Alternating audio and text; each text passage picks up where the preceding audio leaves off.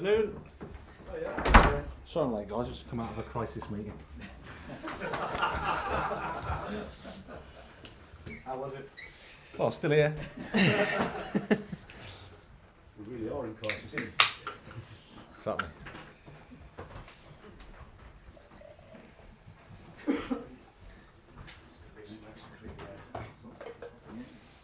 Right, good afternoon everybody. We will do a broadcast section, we will then do a daily section followed by a Sunday section, and we'll begin today's press conference with Sky Sports News and Gail Davis, wherever Gail is. Afternoon, Graham. Afternoon. Should we start with a little bit of team news? Azpilicueta, how's he? He's okay. As okay as you can be when you've had that type of concussion. But he's around the place, around the boys. Great to see him. Obviously, he won't be available for the weekend. We need to go through the right protocols. But the good news is he's doing well. And how's the rest of the squad looking? Any other to report? And those that have managed workloads, that weren't injured, might they be back and okay? Yeah, they will. Yeah, so we've had a good week's training. Everybody's available pretty much, apart from N'Golo and Christian Pulisic. That are making progress, that are joining the warm-up at the moment, and they'll be more integrated next week, so that's good. Yeah. How tough has this week been for you, Graham, and your squad, and how many home truths have you had to tell to some of them, or have they told some to you? No, it's been it's always tough when you lose, and certainly when you lose at home. Very tough. That's normal. The response from the players has been really good. Of course, we've had conversations and one-to-ones, and we've talked, and we try to put things into perspective as well, because that's also important. But at the same time, yeah, it's been a tough week. What perspective is that? Well, you have to take two positions, which is it's not good to lose at home, and results haven't been good enough for us. And it's important to acknowledge that.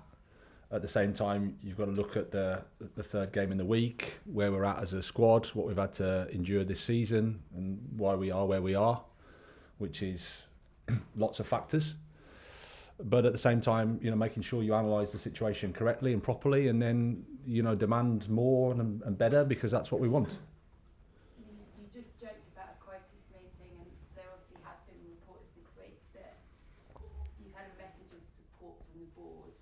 Have you spoken to them this week, and have they put their support behind you? Yes, I've spoken to them, and it's the same as it's always been. There's always been support.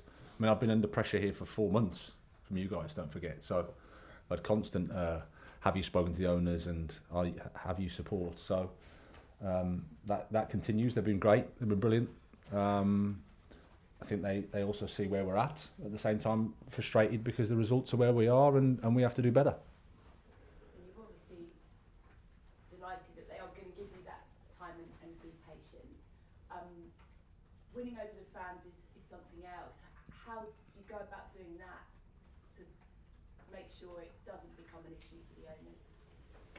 Well, I mean, supporters, rightly so, are upset because we lose at home to Southampton, and supporters care. So when they're upset, they let their feelings known, and we expect that. That's been naive of myself to think that that's not a fair response. I've had a lot of support from the supporters as well. And whilst everyone would agree that we're not happy with the current situation and the current position, there's a lot of people also that recognise where we're at and what's happened and what the challenges have been for us. So in the meantime, I know that I can't do anything now. There's nothing I can say that's going to make the supporters, if they are against us, with us. The solution is you have to win football matches. John Southall, 5 Live. Okay, just along with the fans, how big an issue could that become? Because obviously you need time to build a side, but it's human nature, they want wins straight away. Well, yeah, some do, and some I think are fair and understand the position. Like I said, if you lose 1-0 at home to Southampton, who are bottom of the league, and you're Chelsea, then you expect fans to be critical and voice their criticism. That's fair. There's no point me saying that that's not right. That's completely okay. And then it's about, okay, but how do you analyse the situation we're in now? How do you analyse what's happened this season? Are there factors that bring us to this point? And then you have to consider those as well. And like I said, you've got to hold the both positions. The results haven't been good enough. 1-0 at home to Southampton isn't good enough. You're entitled to be angry. My sort of response is, I think there are also things that are a contributing factor to that result as well. So what would you say to them now? Would you say, just be patient? It is going to take a while. No, I wouldn't say anything. Like I said, I'm not here to convince them. My actions have got to convince them. The team has got to convince them. We've got to win football matches because there's nothing I can say. And how difficult is it, obviously, with the players that have come in? It's going to take time to blend aside. But you'll be the first to know, while you're trying to do that, you have to win games as well. How difficult is it for you? How tough is it? Well, it's really tough. Like I said, I think my quote is, it's probably the toughest job in football. That was a few weeks ago. And there are lots of factors for that. And again, if you just take the season, a suboptimal pre-season, speaking to a couple of the experienced guys, sort of thought it was the worst pre-season they've had for different reasons. It's not to blame anybody for different reasons that happened. Then there's What kind of reasons were they giving for that? I don't think I want to speak about that. I think it's more just organisationally, it was for different reasons. The tour didn't quite work as well as they'd like, etc., etc. I wasn't there, so I can't say. But that was that's the thing. Then there's a manager change. We've had old players that have left, new players come in, manager change. I turn up in the middle of a Champions League, Saturday, Tuesday. We have pretty much the most unprecedented injury situation in that period in the Premier League. I think we played Newcastle before the break. We had no Kepa, no Reece James, no Chilwell, no Cucurella, no Fofana, no Kante, no Sterling, no Loftus-Cheek after 2 minutes, and no Azpilicueta. We lost 1-0. But that was where we were at. World Cup. Then the club invest a lot of money in the squad, which does that to the pressure, does that to the expectation, and does that to the noise. But the players that we've got, they're not 28-year-old, 400 game Premier League players. They're young players that you need to take time to adapt to. And at the same time, the injury situation that we had, we have to try to adapt and get them up to speed to play in the Premier League. That's the position that we've been in. We thought we were making progress, and then we had a first half against Southampton, the third game in a week, returning from a Champions League game that was below par, and then the sky can fall in. That's essentially how I could also say these are some of the facts, inconvenient facts, if you just say, no, he's no use. But that's the situation. So I'll ask one more just on Aubameyang. What does the future look like for him, would you say, at the club? Does he have a future for the club? Yeah, he does. He's competing for a place in the squad. He's had a really good training week, great response from the situation that we've been in, and he's available for selection. Alex Aljo, PLP. Hi. Just looking ahead to Sunday, big London derby. What do you want to see from your players? What kind of reaction? A positive one. We need a strong performance. We need 3 points. We go there. It's a fantastic game. London derby, like you say.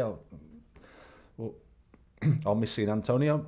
Obviously, I wish him a speedy recovery.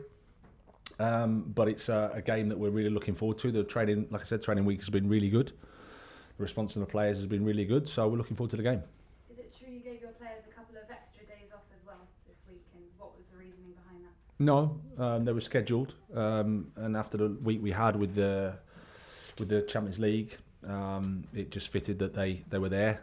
Sometimes you need a couple of days to clear the head and to make sure that the feedback and the planning is correct. So it was already scheduled.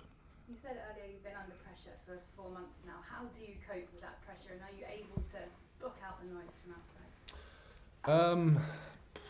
Well, you're asking me the question, but I don't think anybody's really bothered, is the truth, because I'm the manager of Chelsea, and I've been asked for 4 months, so, and the pressure's, it's a two-way thing, isn't it? I've been under pressure for 4 months, so 4 months ago, was I under pressure? I don't know. But as obviously now, when the results are that they are, you accept it, absolutely. Why it's fascinating to see the process play itself out. And like I said, I've sat here for 4 months and answered questions about pressure, time, how much have you spoken with the owners, the same question every week. And I think that's just part of life and Chelsea. And then you have to accept the fact that when the results aren't like they are, then you accept criticism, and that should come, and that's fair. I think the mood in here has always been relatively positive and respectful. So, but it's not to say that it's easy at all, because your family life suffers, your mental health suffers, your personality, it's hard, but you're not really bothered, really. That's just how it is. Martin Tyler, Sky Sports. Hi. One about football. Sure. Which is, what have you been able to do this week on the training ground, and does this involve a change in your setting up the team to improve the goal scoring, which has obviously been a disappointing part of the time you've been here? Yeah. We've looked at a few things. Obviously, I don't want to articulate it too much because it will give our opponents something maybe to think about. But clearly, like I said, before the Southampton game, I thought we'd made some progress in terms of how we were playing. Dortmund, for example, the second half there in particular was probably as well as we've played. But the first half against Southampton was not good. But then we've made sort of 6 or 7 changes in the team that can change the fluidity, change the cohesion of the team. It makes it not so easy for the players, which obviously I take responsibility for. I thought the second half we should score, and sometimes there's a bit of luck. But from a training perspective, we've tried to work on being positive, acting well, behaving well, behaving as a team that understands the responsibility, understands the position we're in, and acts in a way that we should. Okay. Are too many players afraid to miss at the moment? Is that the pressure being at Chelsea and football? Not just a striker, anybody. I mean, Fulham, I'm going to tonight. They've got 12 different goal scorers in the Premier League. Arsenal have got 13. People to be stand up and be counted in that respect. Are you looking for that? Well, it doesn't matter who scores. The more goal scorers you have in the team, the better it is.